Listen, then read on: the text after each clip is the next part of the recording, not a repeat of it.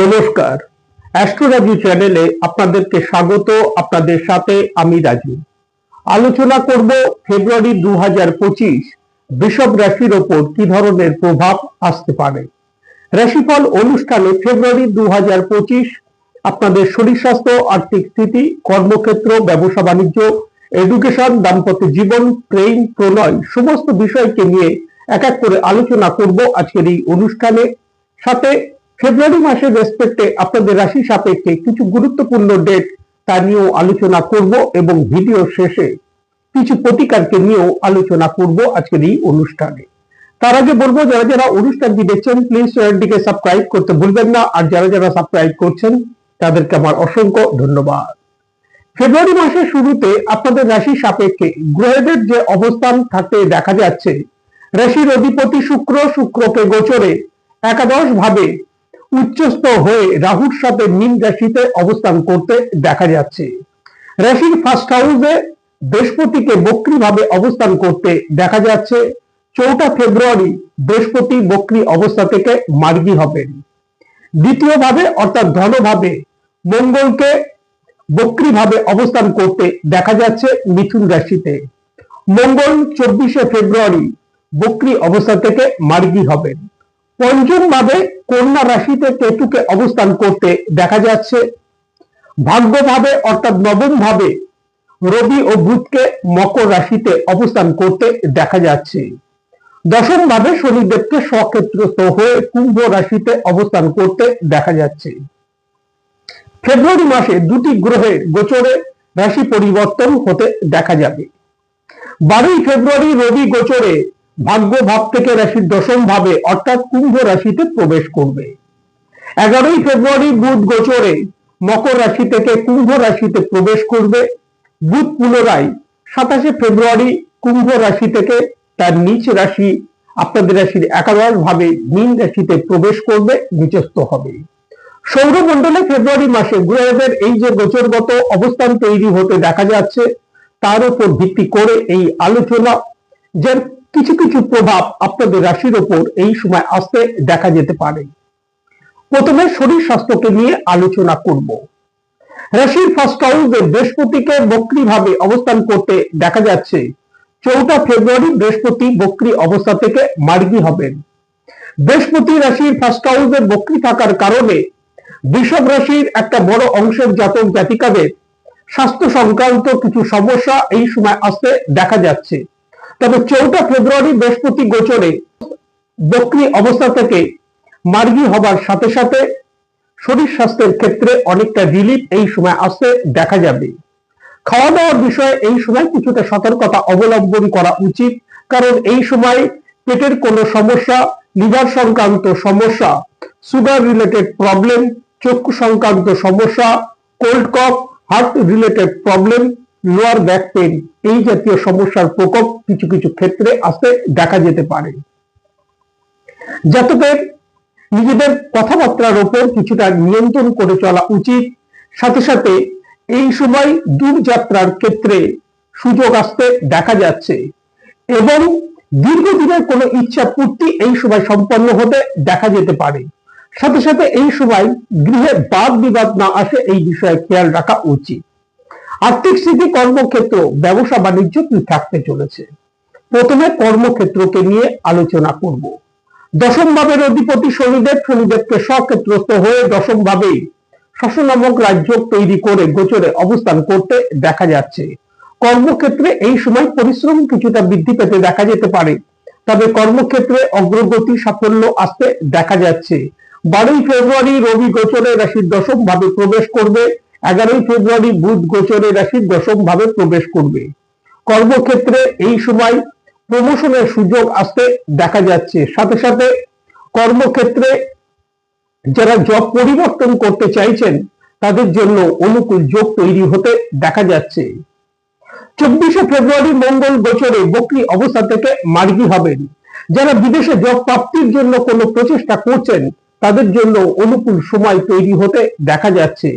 যে বিষয়ে খেয়াল রাখা উচিত, কর্মক্ষেত্রে ঊর্ধ্বতন কর্তৃপক্ষদের সাথে এই সময় মতপার্থক্য আসতে দেখা যাচ্ছে, এই বিষয়ে খেয়াল রাখা উচিত।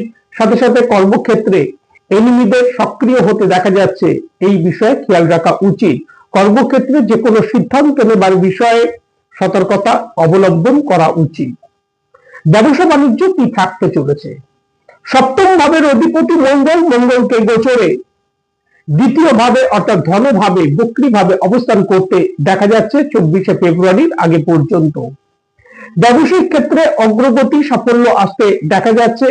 কিছু কিছু ক্ষেত্রে ব্যবসায়িক স্থলে এই সময় প্রসার বৃদ্ধি হতে দেখা যেতে পারে। যারা বৈদেশিক কাজ কারবারের সাথে যুক্ত তাদেরও লাভ প্রাপ্তি আসতে দেখা যাচ্ছে। ব্যবসায়িক ক্ষেত্রে আর্থিক দিক থেকে যথেষ্ট লাভ প্রাপ্তি আসতে দেখা যাচ্ছে। তবে ব্যবসায়িক ক্ষেত্রে কোনো সিদ্ধান্ত নেবার বিষয়ে এই সময় সতর্কতা অবলম্বন করা উচিত। সপ্তম ভাবের অধিপতি মঙ্গল, মঙ্গলকে বক্রীভাবে অবস্থান করতে দেখা যাচ্ছে।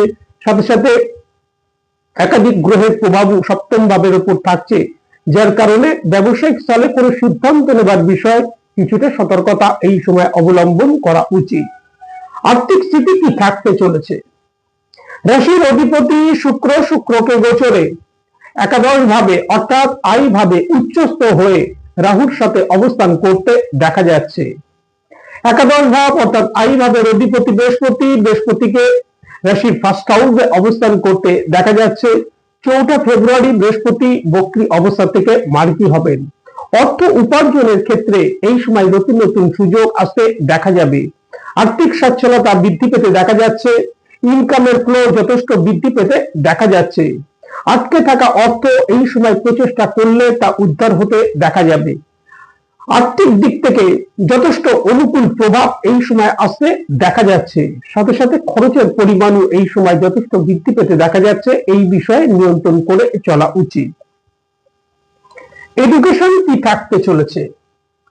পঞ্চম ভাবে কেতুকে গোচরে অবস্থান করতে দেখা যাচ্ছে। পঞ্চম ভাব রাহু কেতুর অ্যাক্সেসের মধ্যে থাকছে। বিদ্যার্থীদের বিদ্যাক্ষেত্র থেকে এই সময় একটা স্বাভাবিক রেজাল্ট আসতে দেখা যাচ্ছে। তবে পঞ্চম ভাব রাহু কেতুর অ্যাক্সেসের মধ্যে থাকার কারণে এই সময় বিদ্যার্থীদের মনের মধ্যে একটা কনফিউশন কাজ করতে দেখা যাবার সম্ভাবনা। সুতরাং বিদ্যাক্ষেত্রে অগ্রগতি ও সাফল্যের জন্য একাধারে যেমন এই সময় পরিশ্রম বৃদ্ধি করা উচিত, সাথে সাথে মনোসংযোগ বৃদ্ধি করা উচিত। দাম্পত্য জীবন কি থাকতে চলেছে? সপ্তম ভাবের অধিপতি মঙ্গল, মঙ্গলকে গোচরে রাশির দ্বিতীয় ভাবে বক্রীভাবে অবস্থান করতে দেখা যাচ্ছে 24শে ফেব্রুয়ারির আগে পর্যন্ত। সপ্তম ভাবের ওপর বৃহস্পতির দৃষ্টি থাকছে, সাথে সাথে রাহুর প্রভাব থাকছে সপ্তম ভাবের ওপর, শনিদেবের দৃষ্টি থাকছে রাশির সপ্তম ভাবের ওপর। দাম্পত্য জীবনে এই সময় কিছুটা অ্যাডজাস্ট করে চলা উচিত। ভৌতিক সুখের কারক শুক্রকে গোচরে রাহুর সাথে যুতি করে অবস্থান করতে দেখা যাচ্ছে, যার কারণে এই সময় ছোট ছোট বিষয়ে দাম্পত্য জীবনে মত পার্থক্য কিছু কিছু ক্ষেত্রে আসতে দেখা যেতে পারে। দাম্পত্য জীবনে কিছুটা অ্যাডজাস্ট করে চলা উচিত এই সময়। বৃষভ রাশির বিবাহযোগ্য জাতক জাতিকা যাদের বিবাহের জন্য কোনো সম্বন্ধ চলছে, তাদের এই সময় সম্বন্ধ স্থির হবার যথেষ্ট সম্ভাবনা, তার কারণ বিবাহের জন্য অনুকূল যোগ তৈরি হতে দেখা যাচ্ছে।